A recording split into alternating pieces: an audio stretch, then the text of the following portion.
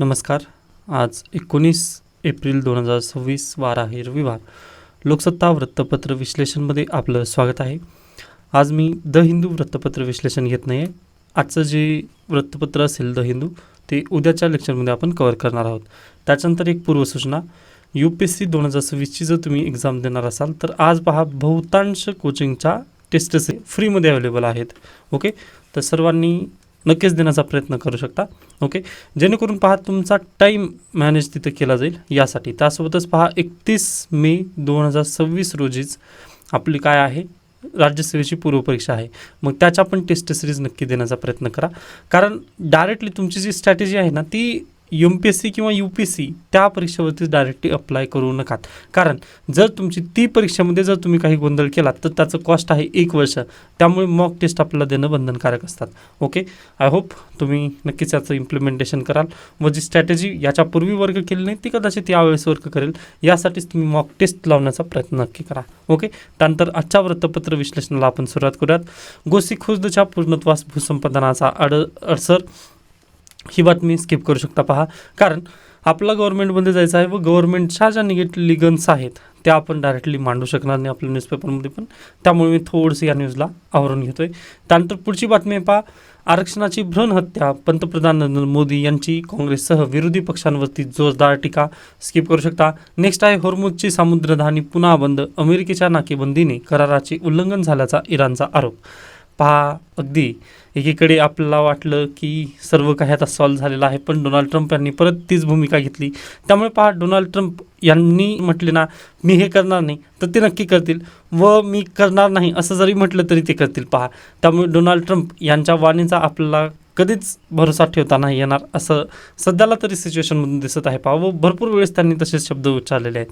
त्यामुळे नक्कीच आता स्टेट ऑफ हॉर्मुझ परत इराणने बंद केलेलं आहे. ओके, पण भारत देशासाठी ते ओपन आहे. कारण भारत देशामधून जे जहाज वगैरे आहेत त्यांचे आवाजाही चालू आहे. पण डोनाल्ड ट्रम्प जर ते जहाजाला अडवत असतील तर ते थोडंसं आपल्याला चॅलेंजिंग ठरणार आहे. पाहूयात पुढे काय होईल किंवा निर्णय काय येईल. त्यानंतर पाकिस्तानमध्ये किंवा इस्लामाबाद टॉक्स जे आहे त्याबद्दल अद्याप ऑफिशियल डेट डिक्लेअर झाली नाही. आता होणार होती पहा 21 तारखेपर्यंत त्यांनी मुदतवाढ पण दिली होती व 22 तारखेला मे बी इस्लामाबाद टॉक्स जे आहे ते परत एकदा चालू होईल असं आपल्याला शक्यता वर्तवण्यात आली होती. पण परत त्याचे काहीच ऑफिशियल आपल्याला सांगण्यात आलेले नाही आहेत. त्यामुळे पाहूयात पुढे काय होईल. त्यानंतर नेक्स्ट आहे, वर्ध्याचे तापमान 45 अंशावरती गेलेलं आहे व पहा विदर्भात उष्णतेची लाट दिवसेंदिवस तीव्र होत आहे. त्यामुळे आपल्यापैकी जे विद्यार्थी विदर्भात आहेत किंवा मराठवाडा आणि पश्चिम महाराष्ट्र सर्व पूर्ण महाराष्ट्र तुम्ही म्हणू शकता तर नक्कीच सर्वांनी प्लीज काळजी घ्या. उष्माघाताचे बळी वाढत आहेत किंवा उष्णतेची लाट आलेली आहे त्यानिमित्ताने. ओके, पुढे स्मार्टफोनवरील आधार ॲप सक्ती रद्द.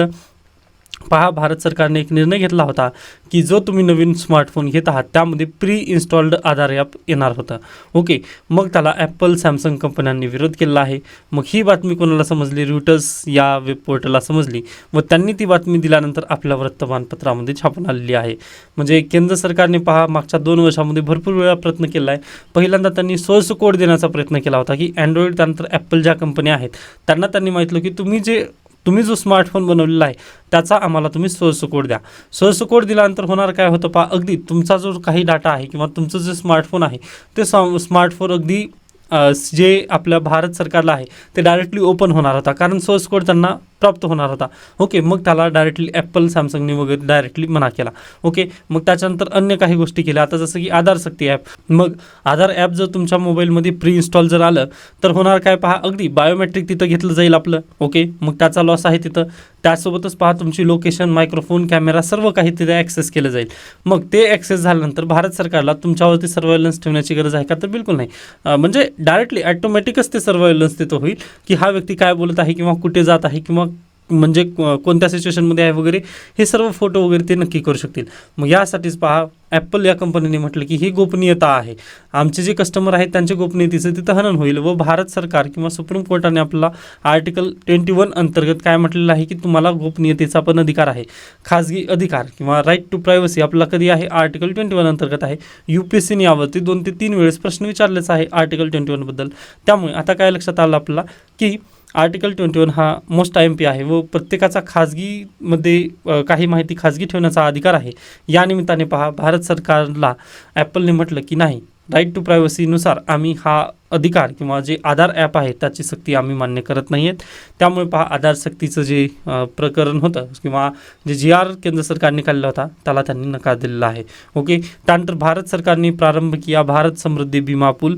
आता BMIP म्हणजेच काय, भारत समुद्री विमा पूल. या अंतर्गत पहा 1.5 अरब अमेरिकी डॉलर तक कवरेज का साथ किया गया आहे. म्हणजे हे हिंदीमधून आहे, याचं मराठी विश्लेषण जे आहे ते आपल्या मॅगझिनमध्ये मी इन्क्लूड करून देईन. आणखीन एक महत्त्वाचं म्हणजे काल निबंधाचा पेपर झालेला आहे व आय होप तुम्ही सर्वांनी निबंधाचे जे टॉपिक होते काल वाचलेले आहेत व जेमतेम तुम्हाला लिहिता येईल का असा तुम्ही नक्की प्रयत्न करा. मला ज्यावेळेस वेळ मिळेल ना मी त्याचं नक्कीच विश्लेषण करणार. त्यानंतर कंपल्सरी लँग्वेजचा पेपर आणि निबंधाचा पेपर आता माझ्याजवळ प्राप्त झाला आहे, तर मी लवकरच वेळ मिळाल्यानंतर त्याचं विश्लेषण करून आपल्यासमोर किंवा आपल्या यूट्यूब चॅनलवरती ते अपलोड करेन. ओके, तरी देखील काही अन्य सजेशन असतील तर तुम्ही मला नक्की सांगू शकता. ओके, काळजी नका करू, सध्याला प्रिलिम सेंट्रिक राहा. मी लवकरच त्याला विश्लेषण वगैरे करून तुमच्यासमोर ठेवण्याचा प्रयत्न करेन. फक्त थोडंसं टाईम कन्सर्न आहे, त्यासाठी प्रयत्न चालू आहेत. त्यानंतर पुढे चला, नेक्स्ट आहे अपार क्षमतेच्या दिशेने. आता इथं लेखकांनी म्हटले आहेत की लास्ट वीकमध्येच जेव्हा UPSCचं हे चालू होतं म्हणजे UPSCबद्दल मार्गदर्शन करण्यात येत होतं त्यावेळेस लेखकांनी म्हटले होते की तुम्ही डेली लोकसत्ता वाचा. ओके, मग तुम्ही वाचलात का नाही असं इथं चर्चा केली जात होती व पहा मी डेली लोकसत्ता वाचतो त्यामुळे अगदीच आपण खुश आहोत. ओके, म्हणजे काळजी नका करू की एकही बातमी मी कुठे जाऊ देत नाही. लोकसत्ता जर आली किंवा अगदी द हिंदूमध्ये पण आली तर आपण त्याला कंपल्सरी घेत असतो. त्यानंतर इंडियन एक्सप्रेसचं पण ॲक्सेस आहे माझ्याकडे, त्यामुळे अगदी इंडियन एक्सप्रेसला पण मी पाहतच असतो. ओके, निश्चिंत राहा. तर पहा हा आर्टिकल आलेला आहे व यामधून एक आकडेवारी खूप महत्त्वाची आहे. तर इंडिया स्किल रिपोर्ट 2026 प्रकाशित झाली व यामध्ये बऱ्यापैकी आशावादी चित्र दिसून आले. त्यापैकी पहा या अहवालानुसार भारतातील तरुणांची सरासरी रोजगार क्षमता 56.35% झालेली आहे व हीच क्षमता तुम्ही 2022मध्ये हे प्रमाण होते 46.2% एवढे होते व याचा अर्थ गेल्या 4 वर्षात सुमारे 10% वाढ झाली आहे. भारतातील वाटचाल कौशल्य आधारित म्हणजे स्किल सेट इकॉनॉमी अर्थव्यवस्थेकडे होत आहे. हे सुचिन्ह म्हणण्यास हरकत नाही. ओके, पूर्वी होती 2022मध्ये 46.2, ते आता 56.35% एवढी झालेली आहे. इंडिया स्किल रिपोर्ट 2026नुसार ही आकडेवारी आहे. मग परीक्षेला जर प्रश्न विचारला म्हणजे बेरोजगारीची पण आकडेवारी आपल्याला प्राप्त झाली आहे. पहा अजिम प्रेमजी युनिव्हर्सिटी व तुम्हाला मार्चच्या मॅगझिनमध्ये मी सर्व पॉईंट ते इन्क्लूड केलं होतं. आता प्लीज म्हणजे तुमच्याजवळ मार्च महिन्याचं पण मॅगझिन आहे, त्यानंतर एप्रिल महिन्याचं पण अपडेटेड पण मॅगझिन आहे. ओके, मग ह्या दोनचं तुम्ही संकलन करून ठेवा. पहा, कारण तुमची मेन्स जी आहे ना ती आगामी म्हणजे 2026ची जी मेन्स आहे ते मागचं 6 महिन्याचं विचारलं जातं करंट अफेअर्स. मग 6 महिन्याचं करंट अफेअर्समध्ये हे सर्व गोष्टी येतातच ना व आकडेवारी पण लेटेस्ट आहे. ही आकडेवारी पण मी अपडेट करून देईन. मग या आकडेवारीला पण तुम्हाला तुमच्या मेन्समध्ये जर दिलात ना तर चांगले मार्क मिळून जातील. ओके, इकॉनॉमिक्स पर्स्पेक्टिव्हने पण ही आकडेवारी खूप महत्त्व आहे. त्याच्यानंतर येतात अपार ID आणि ABCID. UPSC किंवा MPSC राज्यसेवा पूर्व परीक्षेसाठी हे महत्त्वपूर्ण आहे. ABCID काय आहे किंवा अपार ID काय आहे. तर ABCIDबद्दल थोडक्यात लवकर लक्षात घेऊयात किंवा अपार IDबद्दल पहिल्यांदा घेऊयात. एक राष्ट्र एक विद्यार्थी ओळख या योजनेअंतर्गत अपार ID म्हणजे automated permanent academic account registry आणि ABC म्हणजे अकॅडमिक बँक ऑफ क्रेडिट हे 2 उपक्रम कार्यान्वित करण्यात आलेले आहेत. हा आधार क्रमांक म्हणजे अपार ID जो असतो तो आधार क्रमांक सारखाच 12 आकडी कायमस्वरूपी नंबर असतो. त्यानंतर पहा ABCID हे शैक्षणिक गुणांचे एक डिजिटल कोश आहे. जसे आपण बँकेत पैसे जमा करतो तसे विद्यार्थ्यांना मिळालेले क्रेडिट्स गुणांक या खात्यात जमा होतील व शिक्षणमध्येच सोडल्यास हे क्रेडिट सुरक्षित राहतील. पुन्हा शिक्षण सुरू करताना ते वापरता येतील. यामुळे मल्टिपल एंट्री मल्टिपल एक्झिट शक्य होणार आहे व मल्टिपल एंट्री आणि मल्टिपल एक्झिट हे कोणत्या पॉलिसीमधून आलेलं आहे. न्यू एज्युकेशन पॉलिसी 2020ची जी आहे किंवा नॅशनल एज्युकेशन पॉलिसी 2020 या अंतर्गत मल्टिपल एंट्री आणि मल्टिपल एक्झिटलाच मान्यता देण्यात आली. मग यालाच अनुसरून ABC तुमचं काढण्यात आलेलं आहे. ओके, ही काय आहे तर academic bank of credit he ABCID आहे. डन. त्याच्यासोबतच आहे अपार ID. आय होप हा 2 पॉईंट तुम्हाला लक्षात आले असतील. ABC आणि अपार म्हणजे अलग अलग आहेत व तुम्हाला ते नक्कीच लक्षात येतील. पहा असं काही नाही आहे की म्हणजे हे तुम्हाला ओळखता नाही येणार परीक्षेत जर प्रश्न आला तर. ओके, त्यानंतर आपण पुढे जाऊयात. रविवार आहे. पहा आज एडिटोरियल नसतात पण 1-2 बातम्या अतिशय महत्त्वपूर्ण आहेत त्या घेऊन आपण थांबणार आहोत. डायरेक्टली पुढे चला. इथे आलेला आहे रविवार विशेष. तेलाच्या अर्थझळा पतधोरण आणि भारताची हतबलता. पहा जगातील सुमारे 1 षष्टमांश म्हणजे 17 ते 18% लोकसंख्या भारतासारख्या निम्न आर्थिक स्तर असलेल्या देशात राहते. साहजिकच लोकसंख्या वाढीत चीनला मागे टाकून आपण प्रथम स्थान पटकावलेल्या भारताची ऊर्जेची गरज जी आहे ती प्रचंड आहे. पहा भारतात असलेले मर्यादित ऊर्जासाठी उपलब्ध ऊर्जा स्रोतांचा न करता आलेला प्रभावी आणि परिणामकारक वापर, ऊर्जा धोरणातील दूरदृष्टीचा आणि सातत्याचा व लवचिकतेचा अभाव, तसेच नवीन ऊर्जा स्रोत शोधण्यात आलेले अपयश वा इतर अनेक कारणांमुळे भारताला एकूण ऊर्जेच्या गरजेच्या 85% जास्त गरज ही आयातीतून भागवावी लागते. किती आपण एनर्जी इम्पोर्ट करतो? 85% व 15% आपण थोडंसं सफिशियंट आहोत असं तुम्ही म्हणू शकता. मग पहा, या 85%ला जर तुम्ही 100% जर कन्सिडर केला तर त्यापैकी 45 ते 50% ही स्ट्रेट ऑफ हॉर्मुझमधून आपल्याला तेलाची आयात होते. मग आता पहा, स्ट्रेट ऑफ हॉर्मुझ कुठं आहे? तर त्या दिवशी मी तुम्हाला मॅप दाखवण्याचा प्रयत्न केला होता. हा अशा पद्धतीने आहे पहा, सौदी अरेबिया, ओके, किंवा इकडं आहे यमन, इकडं आहे ओमान व हा आहे सौदी अरेबिया. मग अशा पद्धतीने पहा, इथे UAE व इथे आहे पहा Strait of Hormuz, okay, Strait of Hormuz. त्याच्यानंतर इथं आहे गल्फ ऑफ पर्शिया व हा आहे गल्फ ऑफ ओमान, ओके. ही आहे पर्शिया किंवा पर्शियन गल्फ असं तुम्ही म्हणू शकता व याच्या बाजूला आहे इराण व इथं आहे ओमान. मग पहा, सध्याला होत आहे काय, आपण सौदी अरेबियामधून काय करतो? तेलाची आयात करतो. त्यानंतर LPGची कतारमधून आयात करतो. अशा विविध देशांमधून आपण काय किंवा गल्फ कंट्रीजमधून हे सर्व आयात करत आहोत, बरोबर. मग स्ट्रेट ऑफ हॉर्मुझमधून एखादं जहाज येत असताना तिथे काय होत आहे? सध्याला आता चोक पॉईंट केलेला आहे इराणने, बरोबर. मग ह्यामुळे पहा, आपल्या देशामध्ये एनर्जी येत असताना त्यावरती बंधनं होत आहेत. मग आणि आपली 50% जी एनर्जीची जी आयात आहे ती आपण इराणवरती डिपेंड आहेत, म्हणजे स्ट्रेट ऑफ हॉर्मुझवरती डिपेंड असल्या कारणानिमित्त सध्याला परिणाम हाच होत आहे पहा, की प्राईज राईज होत आहेत. म्हणजे जहाज पूर्वी दिवसाला 8 जे जहाज यायची ती आता फक्त 1 ते 2 जहाज येऊ शकत आहेत. मग पहा, म्हणजे आपली मागणी आहे पहा 100 व आपल्याला मिळत आहेत फक्त 10 रुपये. तर मग तुम्ही कसं जगणार आहात? म्हणजे खूप आपला काटकसरीने जगावं लागणार आहे. हा पॉईंट तुम्हाला लक्षात आला असेल. मग पहा, आता स्ट्रेट ऑफ हॉर्मुझ सध्याला क्लोज आहे. मग स्ट्रेट ऑफ हॉर्मुझ क्लोज असल्यामुळे आपली मागणी 100ची आहे व आपल्याला मिळत आहेत 10 रुपये, ओके. मग आता मागणी जास्त आहे का नाही? तर अगदीच मागणी जास्त आहे व पुरवठा कसा आहे? कमी आहे. मागणी जास्त आणि पुरवठा कमी म्हटल्यानंतर इथं काय होणार आहे? किंमतवरती याचा परिणाम काय होतं पहा. मागणी जास्त आणि पुरवठा कमी म्हटल्यानंतर किंमत वाढतील का? तर बिलकुल यस. आपल्या देशामध्ये आज घडीला पहा, ऑइल कंपन्या ज्या आहेत ते 1600 कोटी रुपयेचं डेली त्यांनी लॉस स्वतः सहन करून घेत आहेत. मी त्यामुळेच याच्यापूर्वी पण म्हटलं आहे की जेव्हा इलेक्शन संपतील हे लॉस आपल्याकडून ते भरून काढणार आहेत नक्कीच, ओके. मग अगदी त्याच धर्तीवर पहा तुम्ही, किंमत प्राईज राईज नक्की झालेला आहे. फक्त ते तुम्हाला दिसत नाही आहे. इनडायरेक्टली ते सरकार स्वतःच्या तिजोरीवरती ताण येऊ देत आहे, पण नक्कीच आगामी काळामध्ये ते आपल्याला सहन करावं लागणार आहे. डन. तर पहा, प्राईज राईज इथं नक्कीच झालेला आहे. डन. मग आता ह्या प्राईज राईजचं संबंध आपल्या रुपयावरती आहे. आता रुपयावरती संबंध कसा चालू होतो तर ते लक्षात घ्या. आता पहा, डोनाल्ड ट्रम्प सकाळी 6 वाजता उठतात. उठल्यानंतर त्यांना लक्षात येतं की बा आपल्याला काहीतरी ट्विट करायचं आहे. मग ते ट्विट करतात, डायरेक्टली इंडियाला वगैरे त्यामध्ये गुंडाळून घेतात. मग ते ट्विट करतात. ट्विट केल्या लगेच आपलं 10 वाजता शेअर मार्केट ओपन होतं की लगेच आपण काय होतं पहा, आपलं शेअर मार्केट खाली जातं. का शेअर मार्केट खाली जातं? कारण पहा, जे ग्लोबलायझेशन झालेलं आहे, ओके, किंवा जे सप्लाय चेन आहे त्यामध्ये लगेच जे इन्व्हेस्टमेंट असतात, ओके, किंवा जे इन्व्हेस्टर असतात USA मधून जे FPI वाले इन्व्हेस्टर असतात ना, ते भारत देशामध्ये इन्व्हेस्ट करण्यासाठी येतात, ओके. ते $100 किंवा $100 भारत देशामध्ये घेऊन येतात, बरोबर आहे. मग $100 भारत देशामध्ये घेऊन आल्यानंतर डोनाल्ड ट्रम्प त्यांना काय म्हणतात की भारताची इकॉनॉमी खूप डुबणार आहे, आता तुम्ही वापस या असं त्यांनी ट्विटमधून ते दर्शवून देतात. मग ट्विट तसं त्यांनी केलं की हे जे $100 त्यांनी इन्व्हेस्ट केलं होतं भारत देशामध्ये ते लगेच काढून जाण्याचा प्रयत्न करतात, ओके. जे USAचे इन्व्हेस्टर होते ज्यांनी $100 भारत देशामध्ये इन्व्हेस्ट केली होती ना, ते वापस जाण्याचा प्रयत्न करतात. मग वापस जाण्याच्या प्रयत्नामध्ये पहा, डॉलरची मागणी इथं अचानक वाढते. डॉलरची मागणी वाढली आणि आपल्या भारत देशामध्ये डॉलरचं उत्पादन होऊ शकतं का? तर बिलकुल नाही होणार. त्याच्यानंतर मग RBI काय करते पहा, आपल्या खिशातले काही डॉलर विकायला काढते, ओके. मग आपल्या पहा, हे जे इन्व्हेस्टर आहेत ती मागणी जास्त वाढलेली आहे. अचानकच त्यांना लक्षात येतं की बा डोनाल्ड ट्रम्पांना निर्णय घेत आहेत, त्यामुळे ते वापस जाण्यासाठी मागणी वाढवतात पहा डॉलरची. मग मागणी वाढवली व पुरवठा आपल्या देशामध्ये डॉलरचा अतिशय कमी आहे पहा, अल्प पुरवठा आहे. मागणी वाढली आणि पुरवठा कमी झाला. मग याचा परिणाम काय होईल पहा, जो रुपया आहे तो आपला दिवसेंदिवस खाली जात जाईल, ओके. मग ही एक संकल्पना आय होप तुम्हाला समजलेली असेल. त्याच्यानंतर आणखीन एक संकल्पना या आर्टिकलमधून तुम्हाला लक्षात घ्यायची आहे. तर रेपो रेट, ओके, किंवा जे मॉनिटरी पॉलिसी आहे, आता मी याच्या पूर्वीच्या लेक्चर्समध्ये पण सांगितलेलं आहे, मॉनिटरी पॉलिसी हे कोण जाहीर करतं, तर RBI जाहीर करतं. व फिजल पॉलिसी, ही फिजल पॉलिसी कोणाची असते, तर गव्हर्नमेंट ऑफ इंडियाची असते, जे की बजेट तुम्ही याला म्हणता. ओके, गव्हर्नमेंट ऑफ इंडिया याची फिजल पॉलिसी असते व RBIची असते मॉनिटरी पॉलिसी. मग या मॉनिटरी पॉलिसीमध्ये रेपो रेट वगैरे असतात. रेपो रेट काय करतात, तर तुम्हाला कर्ज किती द्यायचं याबद्दल हे चर्चा करत असतात.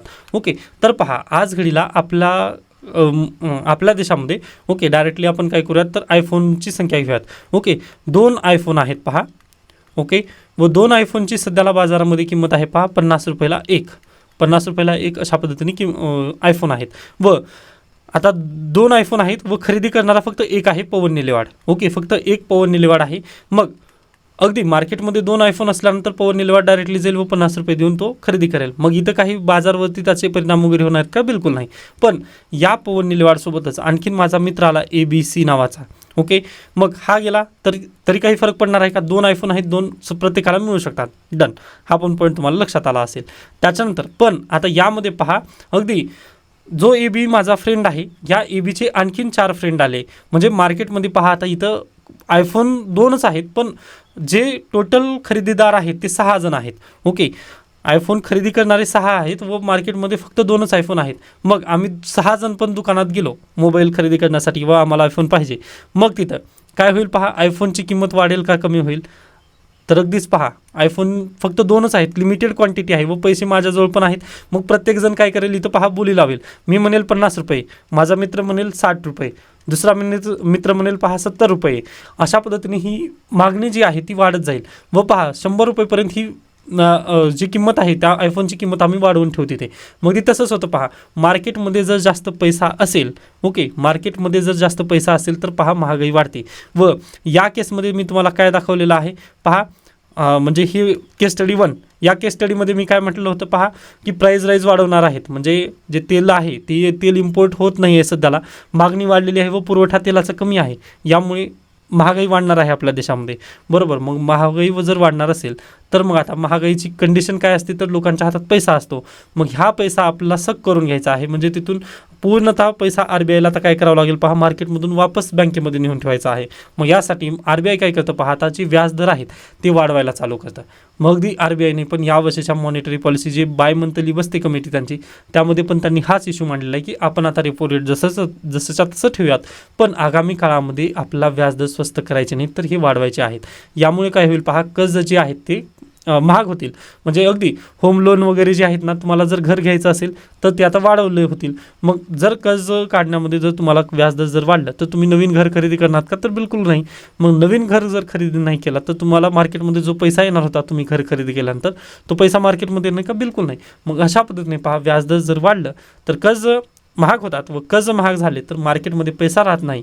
मग यामुळे जी धीरे धीरे आता पहा, हे 6 जण घेणारे जे आयफोन होते, मग हे जर कर्ज काढून जर आयफोन घेणार असले तर पहा त्यापैकी म्हणजे अगदी मी आणि माझा मित्र, माझ्याजवळ पैसे होते, त्यासोबतच त्याचा जो मित्र होता आणखीन एक, त्या तिघाजवळ पण पैसे होते व उर्वरित जे 3 मित्र होते ती कर्ज काढून आयफोन घेणार होते. मग आता काय होईल पहा, कर्ज जर महागलं तर हे घेतील का मग आयफोन, नको बाबा, आता कर्ज महागलं आहे त्यामुळे आयफोन घेणार नाहीत ते.